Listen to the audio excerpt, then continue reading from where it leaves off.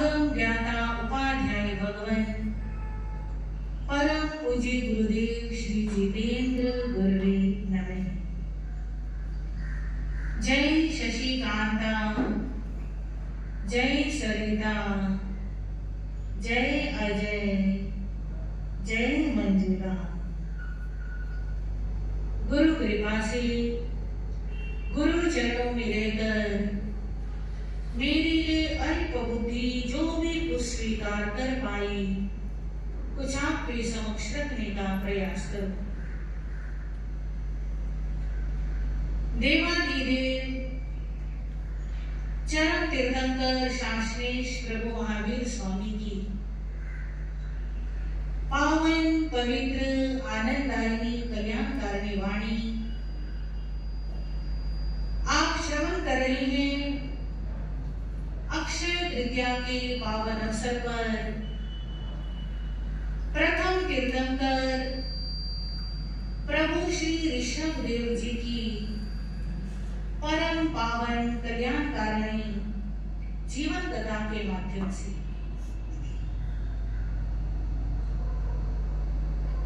बंधुओं, जीवन कथा मतलब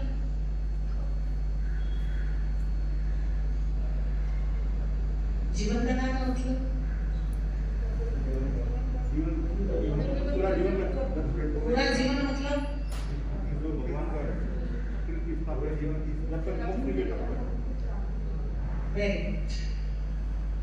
अक्सर हम जीवन कहते हैं जो जन्म से प्रारंभ होता है और मृत्यु पर समाप्त हो जाता है। हम आम भाषा में साधारण व्यक्ति यही समझता है कि जीवन इसे कहते हैं, परंतु जीवन सिर्फ इतना ही नहीं है। जीवन मतलब जो जन्म से पहले भी था और जो मृत्यु के बाद में रहता है, क्योंकि जो जन्म से पहले था उसका संबंध हमारे वर्तमान भव से भी है, और जो वर्तमान भव में है उसका संबंध हमारे अगले भव से भी है। भगवान फरमाते हैं कि जो कर्म हमने पहले कर रखे हैं वो अब सामने आ रहे हैं, और जो हम कर रहे हैं वो आगे सामने आएगा। केवल शरीर बदलता है, केवल शरीर बदलता है, आत्मा वही रहती है। बिल्कुल ऐसे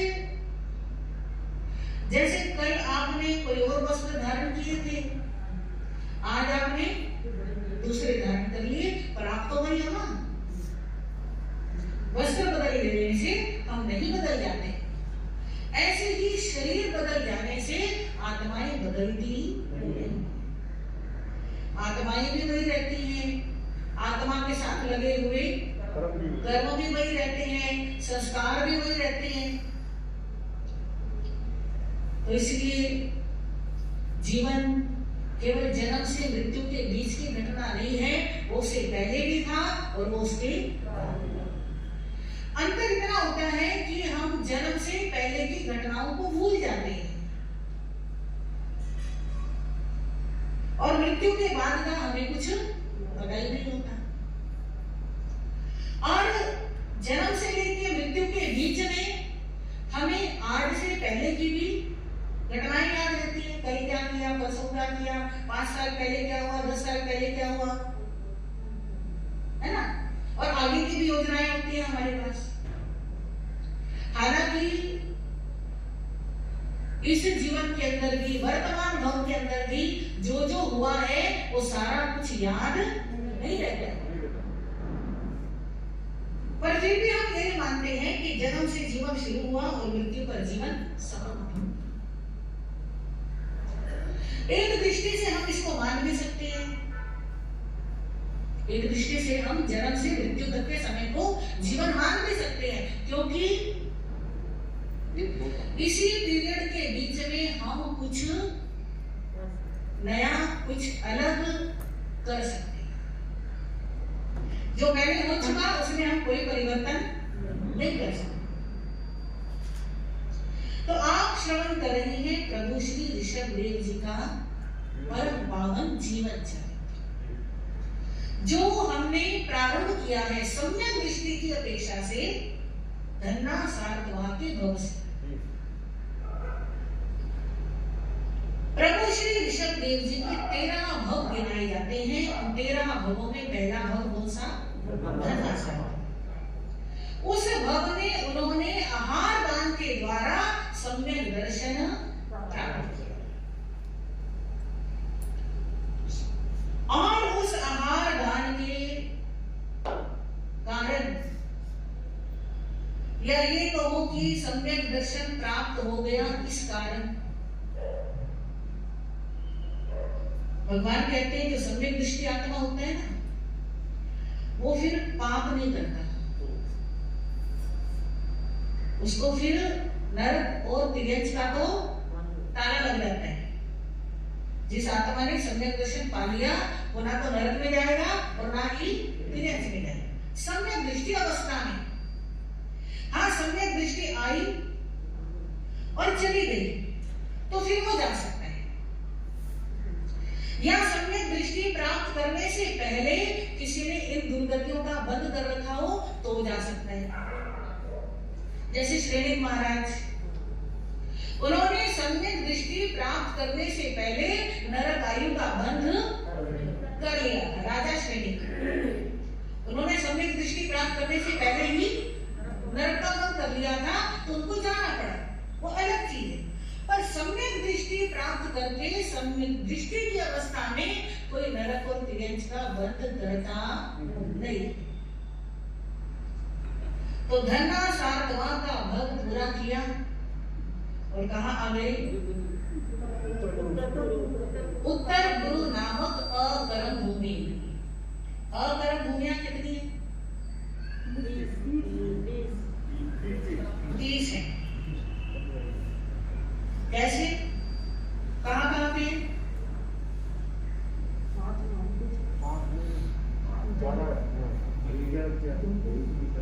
6 जम्बूद्वीप में, 12 गादगी पिंड में और 12 अर्ध पुष्कर द्वीप। ऐसे टोटल कितनी है? 30 है।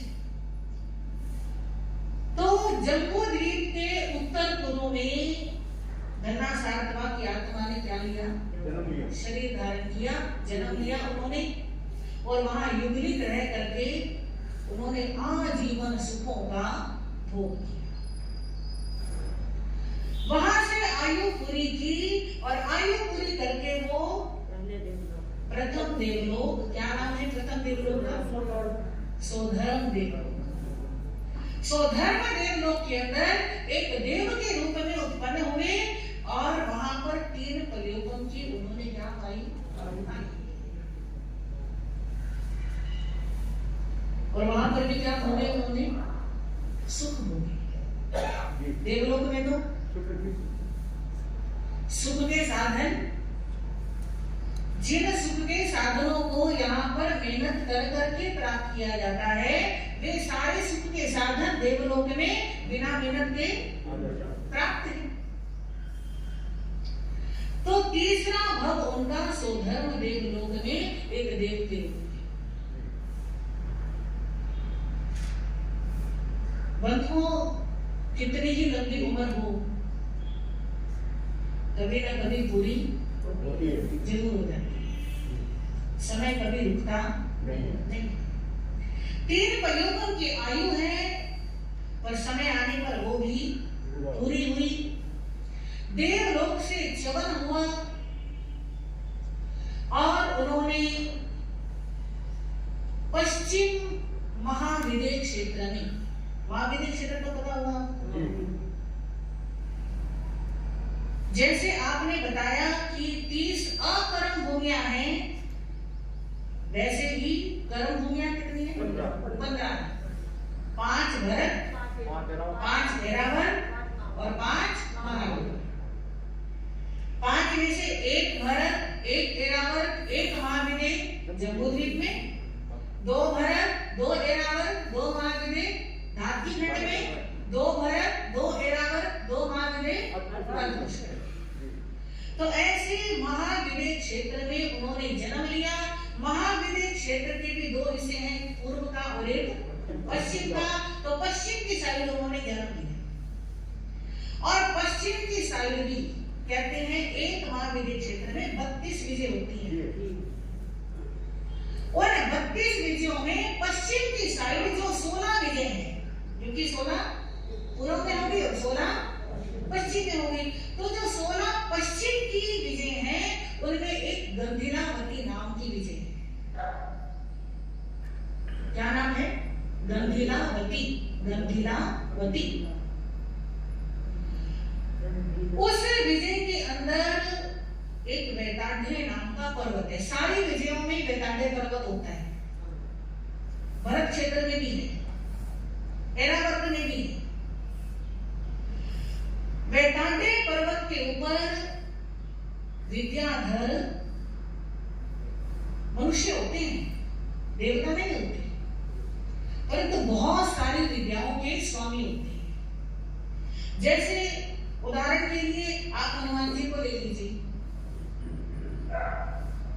हनुमान जी थे तो मनुष्य पर विद्याधर, उनके पास बहुत सारी विद्याएं थी, शरीर को बड़ा करने की, शरीर को छोटा करने की, एक से अनेक बनाने की, अनेक से एक बनाने की, अपने शरीर को कितना ही भारी कर लेते, कितना ही हल्का कर लेते, बहुत सारी शक्तियां थी उनमें।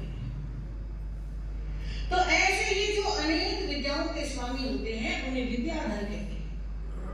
तो ऐसे वैताढ़्य पर्वत के ऊपर विद्याधरों के नगर बसे हुए हैं। उन नगरों में एक नगर, उस नगर का राजा है शतबल और रानी है चंद्रकांता। राजा का नाम शतबल और रानी है चंद्रकांता। उसकी कुक्षी से पुत्र के रूप में जन्म हुआ किनका? धन्ना सातवाहन के जीव का, जो देवलोक से आया है। कौन से देवलोक से आया है? पहले देवलोक से। बिल्कुल शाही ठाट बाट से पालन पोषण होता है, विद्या अध्ययन कराया जाता है, विवाह कराया जाता है।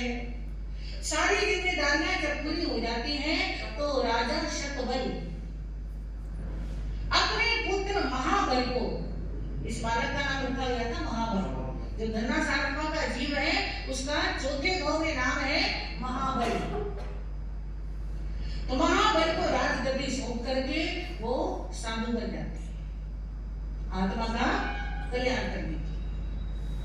और इधर महाबल जो गले तक संसार के भोगों में डूबा लिप्त है, पूरी तरह से समझ लो मस्त है।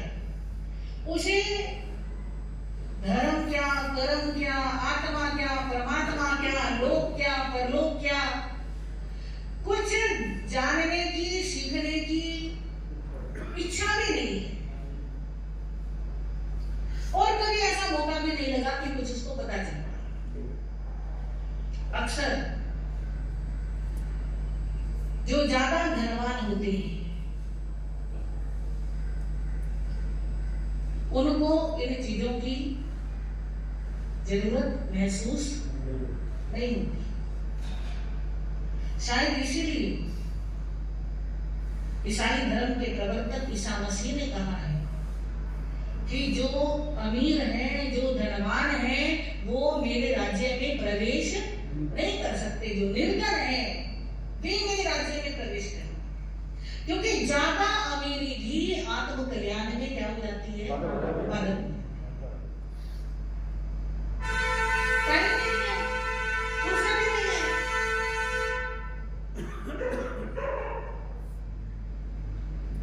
और अभी हम देख भी रहे हैं पहले के टाइम में और अब के टाइम में कितना अंतर आ गया है। पहले स्थानकों में कितनी रौनक रहती थी, चहल पहल रहती थी। अब वो वाली रौनक और चहल पहल किसी भी धर्म स्थान पे नहीं है जो पहले होती थी, ना मंदिरों में है ना स्थानकों में है।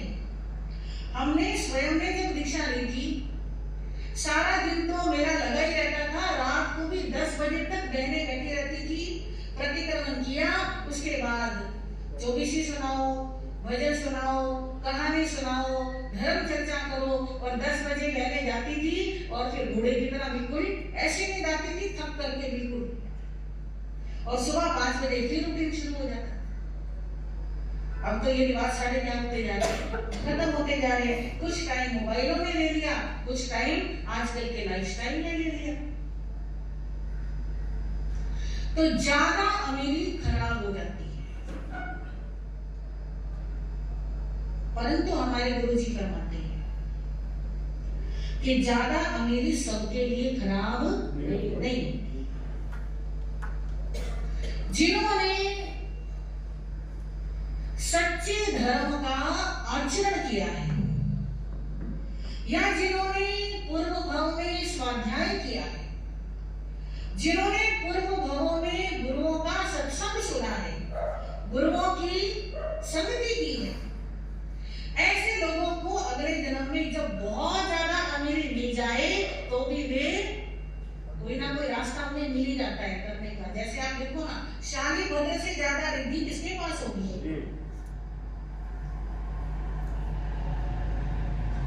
99 पेटियां प्रतिदिन आती थी स्वर्ग से, 33 पेटियों में भोजन, 33 पेटियों में वस्त्र और 33 पेटियों में आभूषण।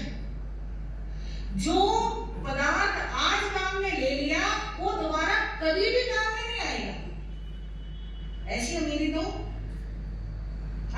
किसके पास मिलेगी कि दोबारा वो कपड़ा कभी पहनना ही नहीं है, वो आभूषण भी कभी नहीं पहनना है। अच्छे अमीर भी आभूषण तो रिपीट करते ही हैं, वस्त्र ना भी करे आभूषण तो रिपीट होते ही हैं, पर शादी पत्र के यहाँ इस्तेमाल नहीं होते।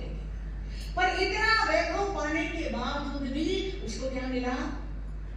आत्म कल्याण का रास्ता मिला, दीक्षा की, आत्म कल्याण की।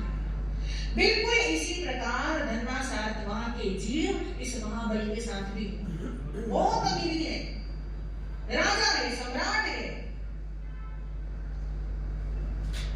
उस राजा के 4 अमात्य हैं। अमात्य कितने? मंत्रियों कितने हैं? 4। उन चारों में से एक अमात्य, एक मंत्री सम्यक दृष्टि है और 4 मिथ्या दृष्टि है।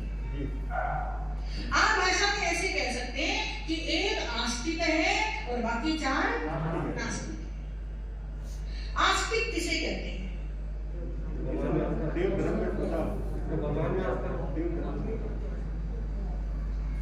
जो आत्मा के अस्तित्व को स्वीकार करता है, जो आत्मा के अस्तित्व को स्वीकार करता है वो आस्तिक, और जो आत्मा के अस्तित्व को स्वीकार नहीं करता वो क्या है? तो एक अमात्य आत्मा के अस्तित्व को स्वीकार करता है। जो आत्मा के अस्तित्व को स्वीकार करता है वो इस बात को भी स्वीकार करेगा कि आत्मा अजर है, अमर है, अविनाशी है। शरीर जन्म लेता है, शरीर मरता है, शरीर बीमार होता है, शरीर बूढ़ा होता है, शरीर अमीर होता है, शरीर गरीब होता है, शरीर भूखा होता है, शरीर प्यासा होता है, पर आत्मा के साथ ये कुछ भी नहीं।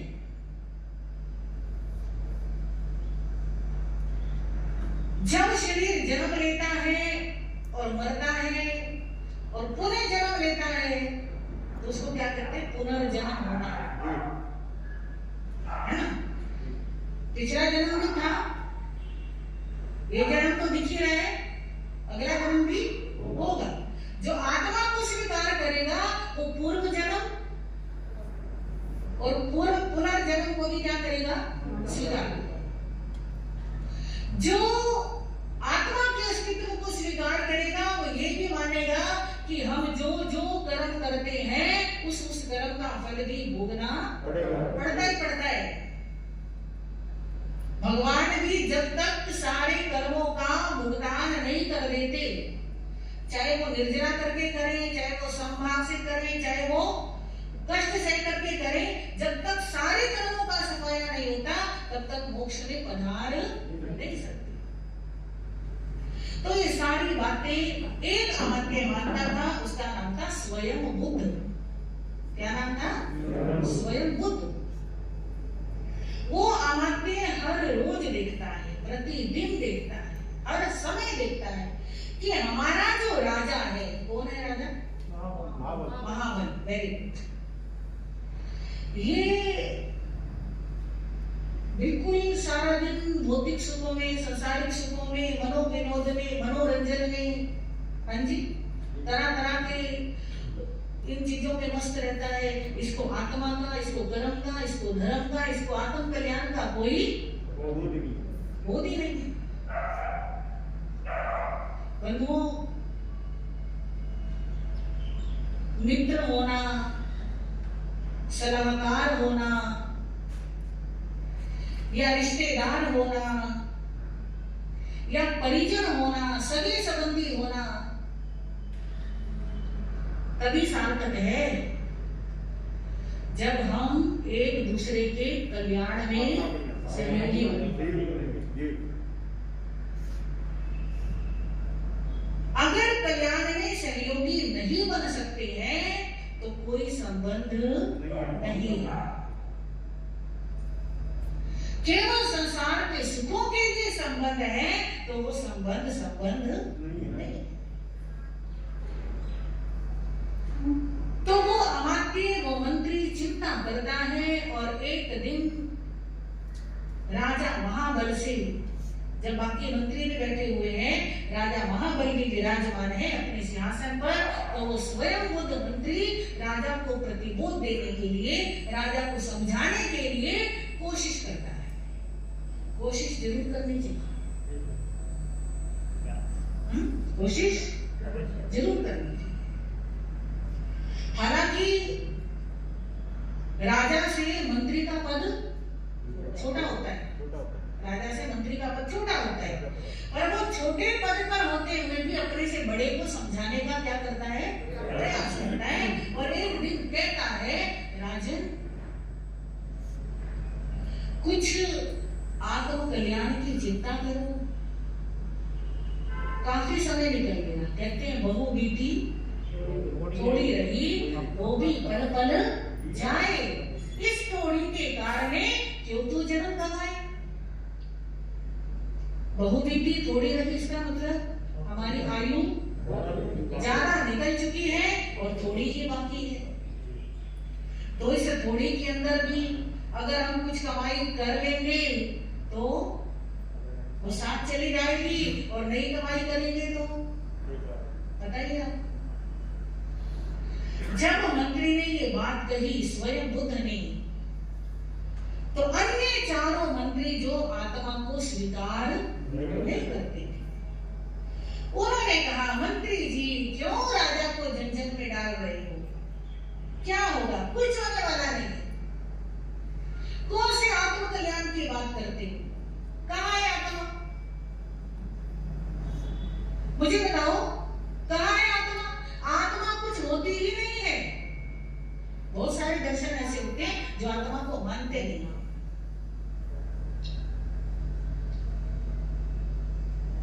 ये कहते हैं कि जैसे एक होता है महुआ, आपको तो पता होगा, क्या मैंने तो सिर्फ पढ़ा है।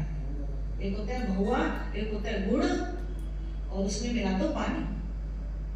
इन तीन चीजों को मिलाओ तो उसमें मादकता उत्पन्न हो जाता है, कोई नशीला पदार्थ बन जाता है। तो जैसे तीन चीजों को मिलाने से उसमें नशा उत्पन्न हो जाता है, वैसे ही जब पांच भूत मिलते हैं, पांच भूत तो बताओ, पृथ्वी, आकाश, जल, वायु अग्नि। जब ये 5 मिल जाते हैं तो चेतना यानी आत्मा उत्पन्न हो जाती है, और जब ये अलग अलग हो जाते हैं तो आत्मा खत्म हो जाती है। तो ऐसी आत्मा नाम की कोई चीज नहीं है कि अगले जन्म में जाकर के फल भोगना पड़ेगा। कोई अगला जन्म नहीं होता, कुछ नहीं होता। राजा को सुख के साधन मिले हैं, ये सुख भोगने में, इन्हें झंझटों में मत डालो। कौन कहते हैं? 4 मंत्री, 4 नास्तिक वाले मंत्री कहते हैं। परंतु स्वयं बुद्ध भी स्वयं बुद्ध था। देखो, अगर हमारे माइंड में सारी बातें क्लियर हैं तो हम दूसरे के माइंड में भी क्लियर कर सकते हैं। अगर हमें खुद ही नॉलेज नहीं है, खुद ही समझ नहीं है, हमें खुद ही कुछ पता नहीं है, तो हम दूसरे को तो क्या समझाएंगे, उसकी बातों में आकर के खुद भी बहक जाएंगे। ऐसे ही होता है। आजकल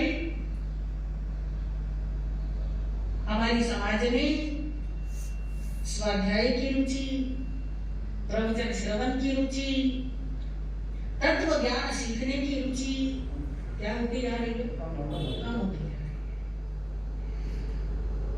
और जब ज्ञान नहीं है, स्वाध्याय नहीं है, तत्व ज्ञान प्राप्त नहीं किया, तो हमारा कोई मित्र, कोई हमारा रिश्तेदार, कोई हमारा कोई भी व्यक्ति कहेगी A to Z कि भाई फलानी बाजार पे चद्दर चढ़ा दो, आपका काम बन जाएगा, तो हमारा जैन वहां भी पहुंच जाएगा।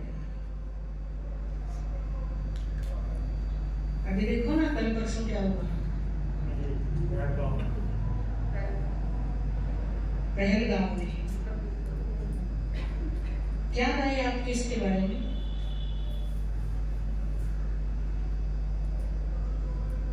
ठीक तो बिल्कुल नहीं हुआ। हाँ जी, गलत तो हुआ है, बहुत गलत हुआ है। और इसका क्या समाधान है?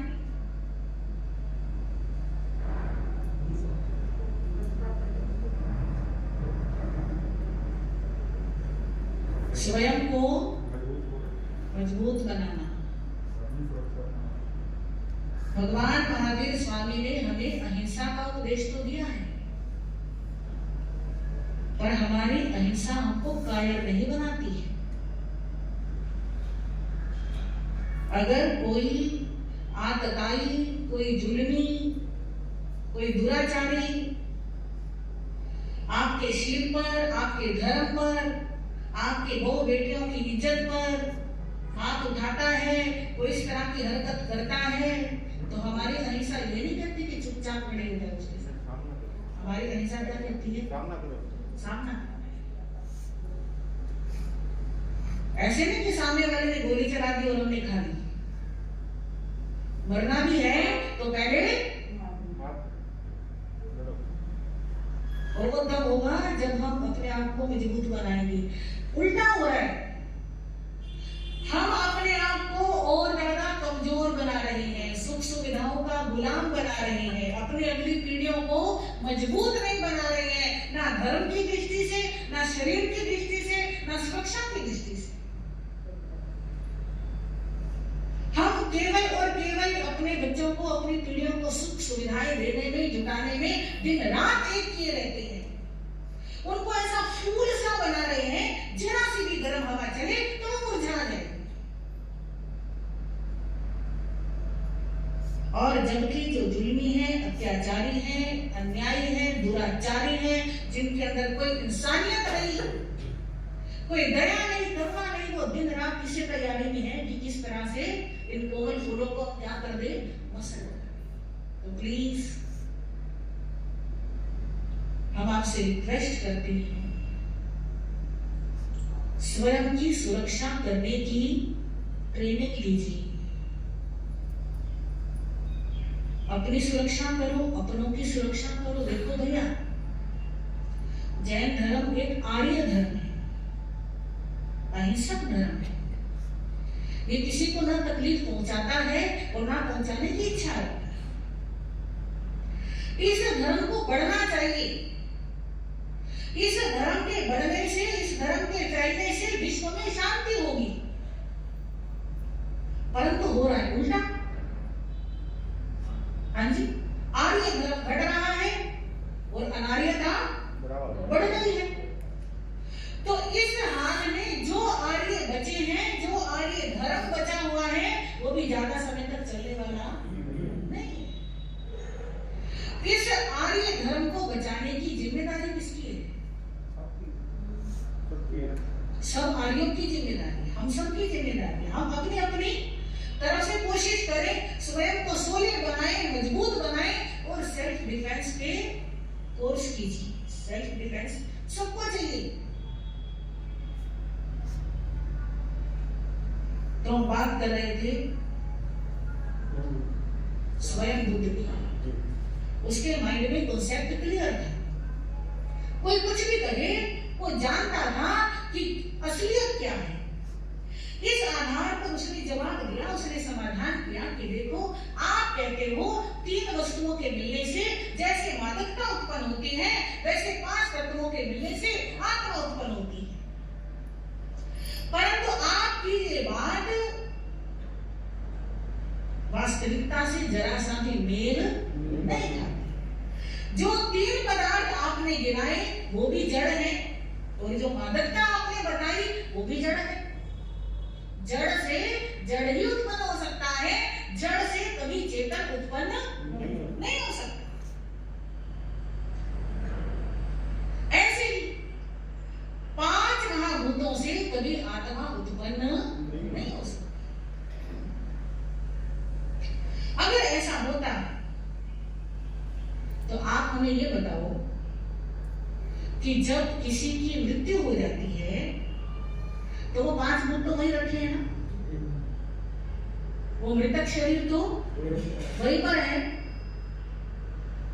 तो क्या अंतर आ गया?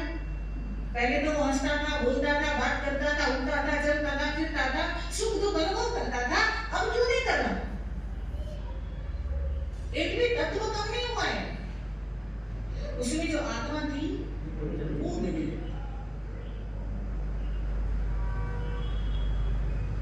स्वयं बुद्ध ने इतने अच्छे तरीके से उनको समझाया कि राजा महाबल भी समझ गए, और वो चारों जो नास्तिक थे वो भी बात को समझ गए। समझ का इशारा फेर है, समझ बदल गई तो सब कुछ बदल गया। अब जब सारे उसके समर्थन में आ गए, सबने सत्य को स्वीकार कर लिया, आत्मा के अस्तित्व को मान लिया, तो स्वयं बुद्ध ने राजा से कहा, राजन, कल मैं उद्यान में भ्रमण करने के लिए गया था। किसने कहा? स्वयं बुद्ध ने। किसको कहा? महाबल राजा को। कि कल मैं कहाँ गया था? उद्यान में भ्रमण करने के लिए गया था, और वहां मुझे 2 महान लब्धिधारी मुनियों के दर्शन हुए। मैंने उन्हें वंदना की, उनके सेवा में बैठा, और मैंने उनसे पूछा कि हमारे जो राजा हैं महाबल, उनकी कितनी आयु शेष रहती है। जो तत्वज्ञानी होते हैं ना, वही पूछ सकते हैं ऐसा क्वेश्चन कि हमारा अपना कब मरेगा। बाकी तो सब क्या कहेंगे, हमारे अपने खूब जिए, मैं भी जीऊं और भूख लगती उम्र हो, बस यही सोचते हैं। पर मृत्यु की सच्चाई जिसके दिमाग में रहती है वही पूछ सकता है ऐसा भयानक क्वेश्चन कि हमारा जो प्रिय राजा है उसकी आयु कितनी बची है, यानी कब उसका अवसान होने वाला है। तो उन्होंने बताया कि आपकी आयु मात्र 1 महीना बची है। कितने बची है? केवल 1। और उनकी बात कभी मिथ्या हो नहीं सकती।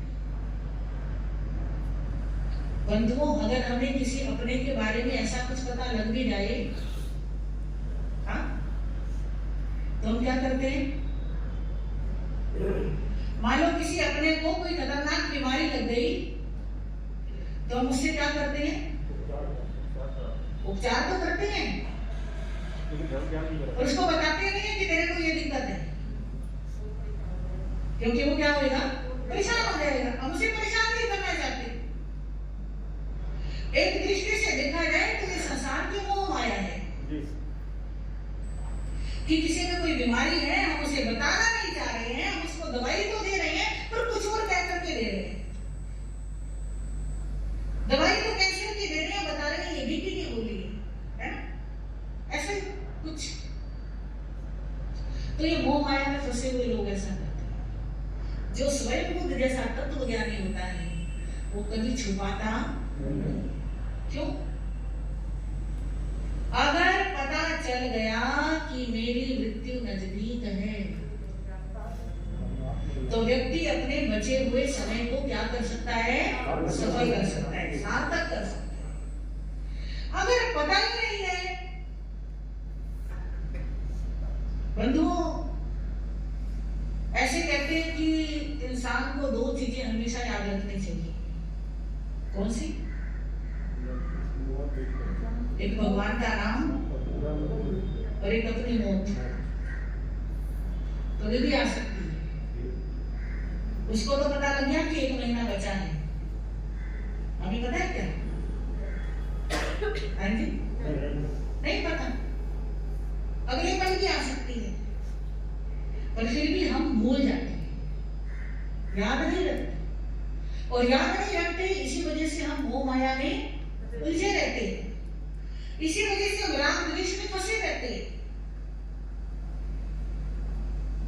तो स्वयं बुद्ध ने जानबूझ करके राजा को बताया कि आपकी आयु कितनी बची, केवल 1 महीना, और अपनी मौत की खबर इस संसार का सबसे डरावना सच होता है। सही बात है कि गलत है? राजा घबरा गया, बुरी तरह से भयभीत हो गया। यही होता है। अब मैं क्या करूं? 1 महीने बाद तो मैं मर ही जाऊंगा।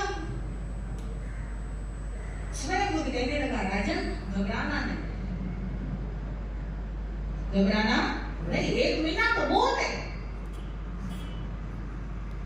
इस 1 महीने में आप अपनी आत्मा के लिए संयम का, तप का, धर्म का आचरण कर सकते हो और अपने आत्मा को ऊर्ध्वगमन की ओर ले जा सकते हो।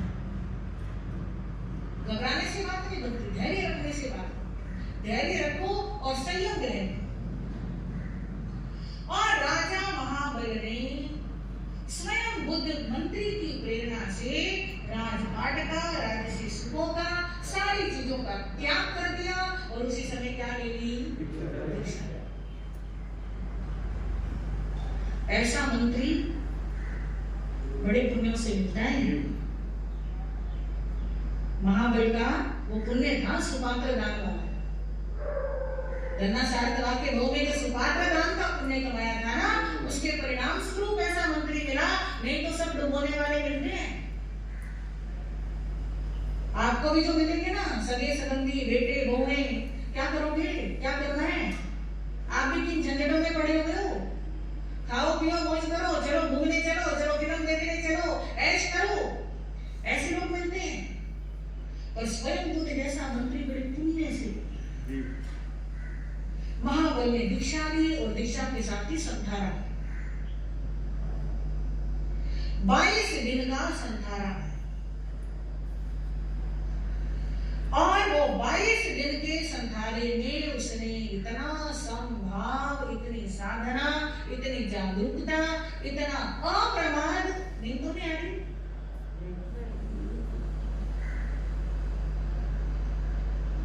इतना उसने स्वयं को साध लिया कि वहां से जब उसने शरीर छोड़ा तो शरीर छोड़ करके पहले तो गया था पहले देवलोक में, अब आया है दूसरे देवलोक।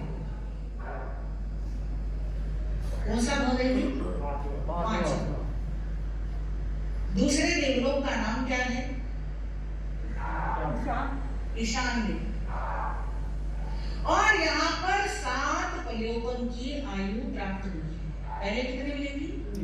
3 पलियोपन की। अभी कितने मिली है? 7।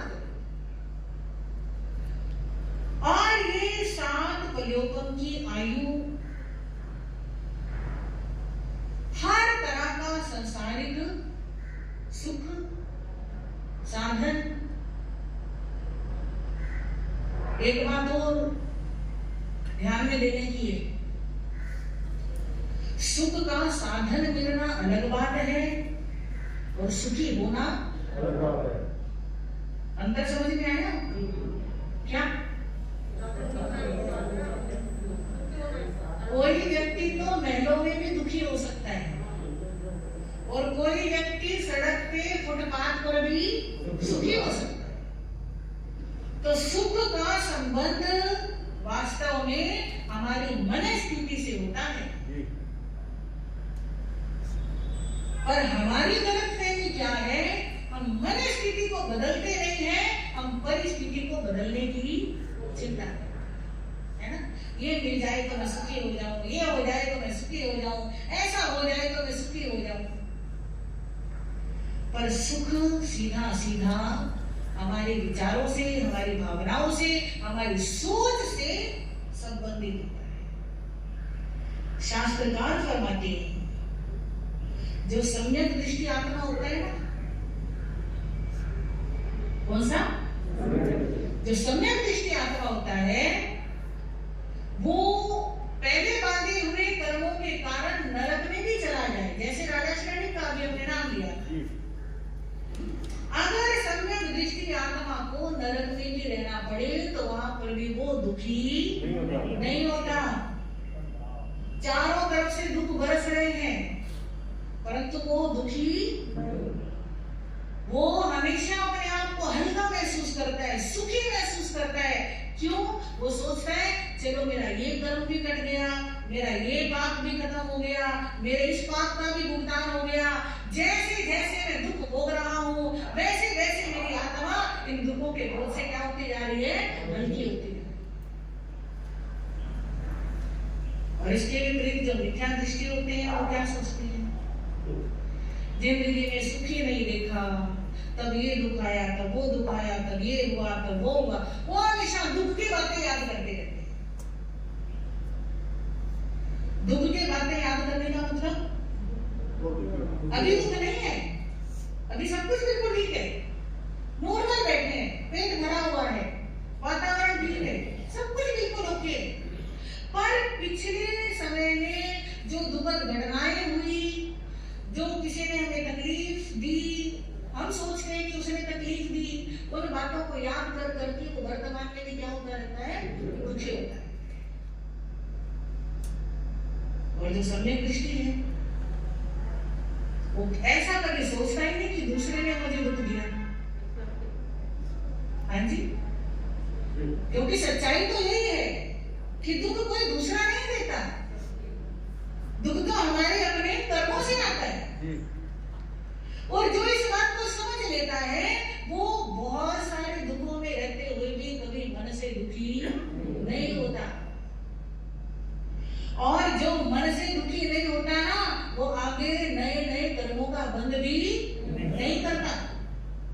नए नए कर्मों का बंध उसी का होता है जो मन से दुखी होता रहता है। मन से दुखी होगा, आर्त ध्यान करेगा, रोग ध्यान करेगा और कर्म बनेगी। तो सुख के साधन मिलना अलग चीज है और सुखी होना बिल्कुल अलग चीज है। तो ईशान देवलोक 7 प्रयोगों की आयु वाला देव है धन्ना सातवा का जी। अब एक नाम और मिल गया, महाबल राजा का जी है ना। यहाँ पर शास्त्रकार फरमाते हैं कि देवलोक 26 होते हैं और उन 26 देवलोकों में प्रथम देवलोक, 2 देवलोकों में देवियां भी होती हैं। 26 में से केवल पहले और दूसरे देवलोक में देवियां भी होती हैं। उससे ऊपर वाले किसी भी देवलोक में देवियां उत्पन्न नहीं होती, उत्पन्न नहीं होती। तो स्वाभाविक ही है, जब विपरीत लिंगी साथ में है तो आकर्षण भी है, आकर्षण है तो मोह भी है। इस ईशान देवलोक ने इस देवता को एक अप्सरा, एक देवी मिलती है जिसका नाम होता है स्वयं प्रभा।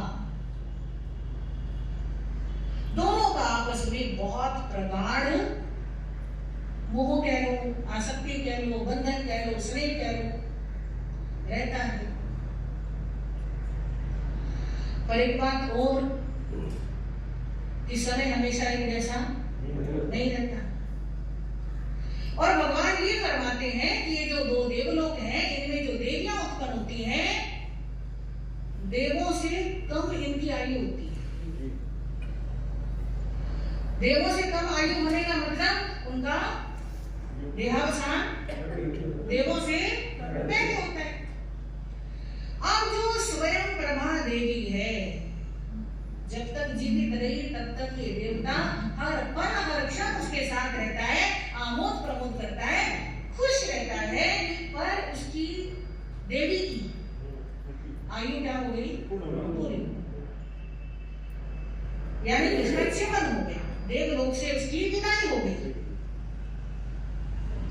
अब जो किसी में जितना ज्यादा आसक्त होता है, उसका वियोग होने पर उतना ही ज्यादा उसको दुख होता है।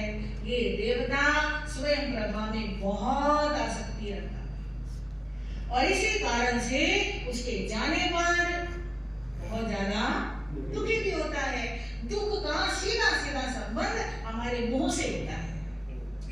जितना जितना मोह उतना उतना दुख, जितना जितना मोह से ऊपर उठ गए उतना उतना दुख से भी बच गए।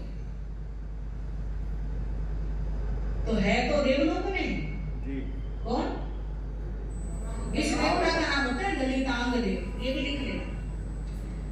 इस देवता का नाम है ललितांग देव और इसकी जो देवी थी उसका नाम था स्वयं। तो ललितांग देव है तो देवलोक में, और जितने सुख के साधन पहले थे उतने ही अब भी हैं, सब कुछ वही है। बस एक चीज कम हुई है, कौन सी? देवी, उसकी देवी चाहिए। हालांकि और भी देवियां हैं, और देवलोक में ऐसा कोई आचार नहीं होता। दो तरह की देवियां होती है वहां, एक होती है परिग्रहिता, एक होती है अपरिग्रहिता। जैसे यहाँ पर एक होती है पत्नी और एक होती है गणिका, बस ऐसी समझे। पर उसको स्वयं प्रभा से अटैचमेंट इतनी है, सारे सुख होते हुए भी वो सारे सुखों को भूल करके आंखों से आंसू बहा रहा है, दुखी हो रहा है। इस घटना से हमें पता चलता है कि देवलोक के देवता भी सुखी नहीं होते, वे भी दुखी होते हैं। इंसान सोचता है ना कि मैं मर के देवलोक में चला जाऊं, तो ये मत सोचना देवलोक में चला गया तो मैं सुखी हो जाऊंगा। यहाँ की चीजें तो बहुत छोटी मोटी है। मेरा मकान बन जाए तो सुखी हो जाऊं, मेरे बच्चे ब्याह जाए तो सुखी हो जाऊं, मेरे पोता पोती हो जाए तो सुखी हो जाऊं। इवन की देवलोक में मिल जाए ना तो भी गारंटी नहीं है कि सुखी हो जाओगे। देवता भी क्या होते हैं? दुखी होते हैं, रोते हैं, परेशान होते हैं। आज का समय हमारा पूर्ण हो रहा है। आगे की चर्चा कल जैसा अवसर होगा वैसा सुनाने का प्रयास किया जाएगा।